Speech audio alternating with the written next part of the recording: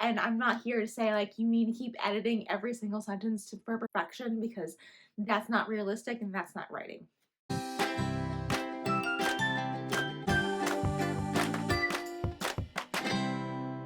Hello everyone, welcome back to my channel. My name is Riley K. Jones. I'm a writer, teacher, and author tuber. And today we're going to talk about the 10 words that you can eliminate from your novel. Let's get started. So I know that when we write novels, especially when we're going through our first draft, we tend to just get the words out on the page as much as we can. And sometimes we have words that are just or redundant, and it's just part of your vocabulary. Sometimes you have words that you use and you hold on to, and if you have those words all the time, you start to diminish their meaning if you keep repeating them over and over and over again, and it doesn't make for great writing and great books. So there are some words that you can go through on a pass. Now, again, a side note. This does not mean your first draft. If you're writing your first draft, don't worry about these at this moment. This is an editing tip for much later in your writing process. You don't need to worry about this right at this moment. Just write the dang thing and then come back to this step. So I know for me, my biggest word that I use a lot is the word just.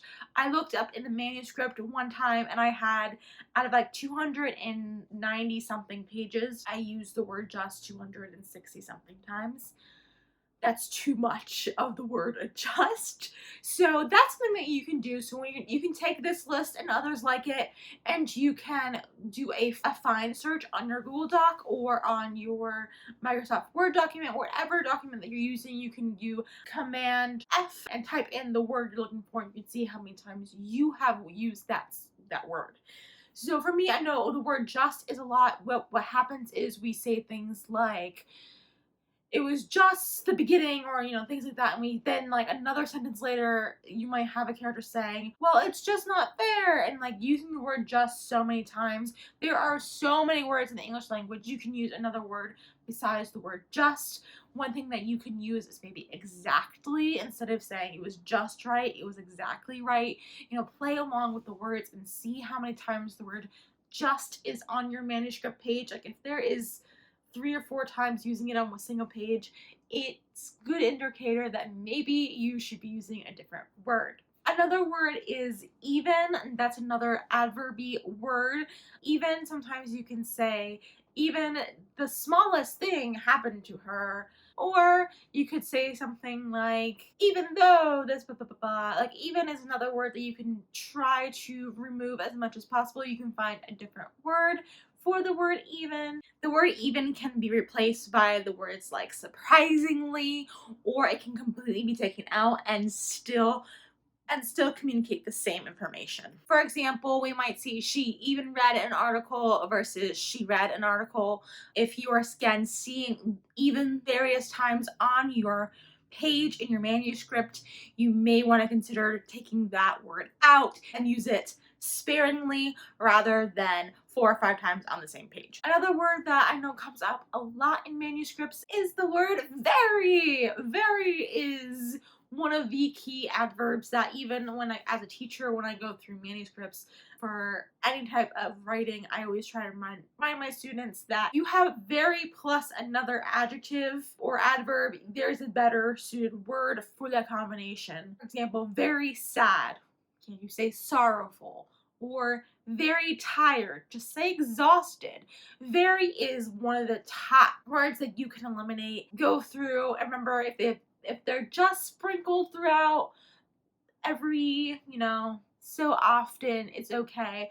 But whenever time you come across a very, see if there is a better word for that. You can even just do a quick Google search and be like, synonyms for very tired, and Google will give you a whole list of synonyms for being very tired, exhausted, fatigued. There's so many different words that you can use that actually give a better representation and picture that you want to convey, rather than saying very plus an adjective or adverb. Another word is the word really. Really is similar to the word very, where you are going to You normally will combine really with another adjective or adverb, and there are better words out there. Instead of saying like really smart, she is intelligent, for example, there are more words out there that actually convey what you mean, that are stronger for your writing and will take less words and make your writing stand out. And then this is one that I notice that I do a lot in my writing. When you are telling a story for the first time to yourself, like you're doing that first draft, it is so easy to just say, and then this happened. It's a transition word. However, it does kind of rain upon your manuscript a lot. And then when it rains upon your manuscript, it loses that sparkle and that emotion again. Using a different phrase, maybe instead of saying and then, just have a period and start a new sentence. Like, don't have the and then. Sometimes this also will accompany just the word that and. So you might say like we went to the park and found a ring and returned it to the owner. Like, although that is grammatically correct, like you can totally do that, sometimes that type of writing variance gets bogged down by all the ands and the and thens. Instead, maybe splash it up a bit with saying, we went to the park, period. There we found a exuberant ring and we hunted and searched for the owners, and then we found them. So again, you wouldn't want to say like we went to the park and then we found this ring and then we found the owners. It makes more sense when you sprinkle it in rather than dousing your manuscript with the and thens. Another one, again, I have seen this a lot when I was writing fanfic or reading fanfic back in the day, and even in my own writing, and it's such an easy word to use, and that is the word suddenly. There are other words you can use than just using the word suddenly. It's kind of become a joke in the writing industry to just be like settling this. Like, it's been so overused and doused in manuscripts that it has lost its meaning. And so you want to be careful with using the word suddenly, especially when writing suspense or trying to build suspense. When you're going through your manuscript, see how many times you use the word suddenly and try to eliminate them as much as possible. Instead of saying suddenly this happened, you can just tell us what happened. Like, it doesn't always need a suddenly.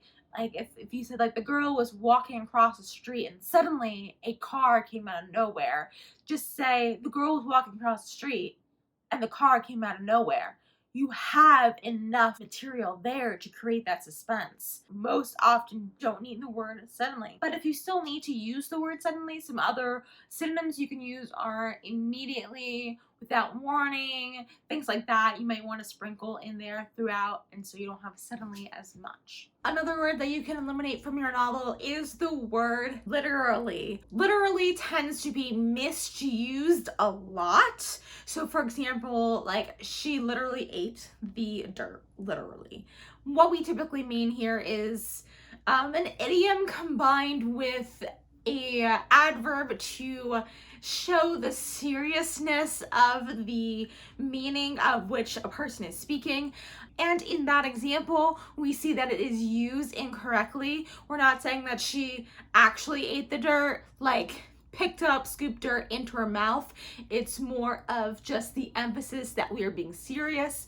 So that could be something that you can use for voice. However, again, if a character is saying that, or in a narration is saying that more than 5 or 6 times on a given page, you may want to either remove it to make it more impactful or just replace the word with something else. Again, you may have a character where that is their character trait and that is what they say. They misuse the word literally all the time. However, when you have multiple characters, just be careful with that they don't sound the same. Another word that I see a lot being used incorrectly or too many times is the word seemed. So this could be like, it seemed like it was going to rain, or the character's shifty gaze seemed to indicate that he was lying. Instead of saying it seemed like a hard day, just say it was a hard day. Like, just state it. Otherwise, if you say it was a hard day, you're using less words and conveying the same meaning, and that's what readers want. They want to just get through it. They don't want to meander through so much. Another word is a lot. There are different ways to use the word a lot. A lot is good for most cases, but again, it is an adverb, and a lot of times adverb words, if you try to build up adverbs on top of adverbs, or adverbs and adjectives, there's more likely another word that best suits that. Like, for example, if you had the trip was a lot harder than it normally is, you could cut down on some words and say the trip was intensely greater than she had thought. And so you're cutting down on some words and you're giving more specific words than those general. It's just a lot harder, but like, try to get it more specific to what you are trying to convey rather than being this general, it's a lot. Just say it is exuberating. And the final word that you can eliminate from your novel is the word looked. So a lot of times writers will use the word looked to compare something to another thing and being like, hey, look, I'm not using a linking verb, but actually you are. So this actually is one of those secret linking verbs. So a linking verb is, are, was, were, be, being, been, and typically you're taking the subject and linking it to a noun or a adjective.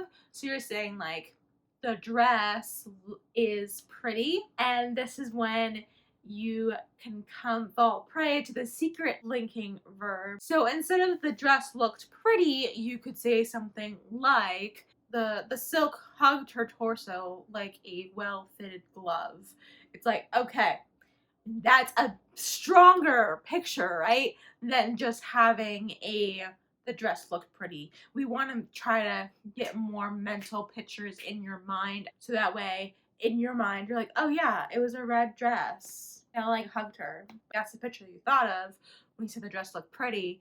But like, maybe to me, I'm thinking of like a floofy ball gown that like isn't like a nice tightly mermaid cut. You know what I mean? So when you go through your novel and look to see, okay, how many times have I used the word looked, and can I use a stronger word for that? So all of these words, as I mentioned, you can find throughout your manuscripts, and when you go and you find them, ask yourself, why did I use this word? Is there a better word that it can be used, or is this justifiably okay to use in the sentence? So you have to go through it. That's part of editing. That is part of the whole thing of writing. You're not just writing, you're not just checking to see if all the spelling mistakes are right and grammar mistakes and send it off to an agent or send it off to the publishers. You need to go through and see, okay, is there a way to make this sentence better? Another little side note just to keep in mind as you're writing, like, I know you want to make it look better. After you have done this process a few times, then you should be set and good to go. What I've seen and I know in my own personal experience is I keep wanting to re-edit the same sentence over and over and over again. What we're looking for in this process is not for just simply perfection. You're just trying to make certain sections stand out more. Again, take things with a grain of salt as you go through, see what's working for you. Listen to your beta readers and other people who are reading your work to see like, hey, did that come across correctly? Hey, did that excite you? If not, why? Or maybe it left them with questions, and they're good questions, and that's the questions you wanted them to get, or left them with questions where they're like, I don't understand. So that part of the editing process needs to be, and I'm not here to say like you need to keep editing every single sentence for perfection, because that's not realistic and that's not writing. So these are some words that you can go through and find and ask yourself those questions, and it'll actually help you spark you more ideas to write and get some more extra words in there that maybe you needed. I know myself, I'm an underwriter. I write under, and then when I go back and edit, I can add more material in there because I'm just trying to tell myself the story the first time. That might be something that would be helpful for you. And then when you're also looking through your manuscripts, check to see if any of those words that I've mentioned happens in your dialogue. It's okay if it happens in your dialogue, because that's how people generally normally speak, is they use the word like just. For example, I had used it quite a few times in this video. People do talk like that. However, if all your characters are talking exactly the same, like they all use just a gazillion times, like your main character, whoever the one that you want to use that word, you might want to reevaluate and ask yourself, oh, okay, so maybe Sally's character says just all the time, but does Tom's character need to say just all the time? Probably not. So let's get rid of the justs for Tom and maybe minimize some of the ones for Sally, and then we can come back and reevaluate. Think about that as well while you're editing. Because if all your characters are using the word just, then it becomes boring and redundant. So instead you want to give those special characteristics in dialogue sparingly, and maybe say like, hey, Tom always uses the word a lot, and then Sally uses the word just a lot.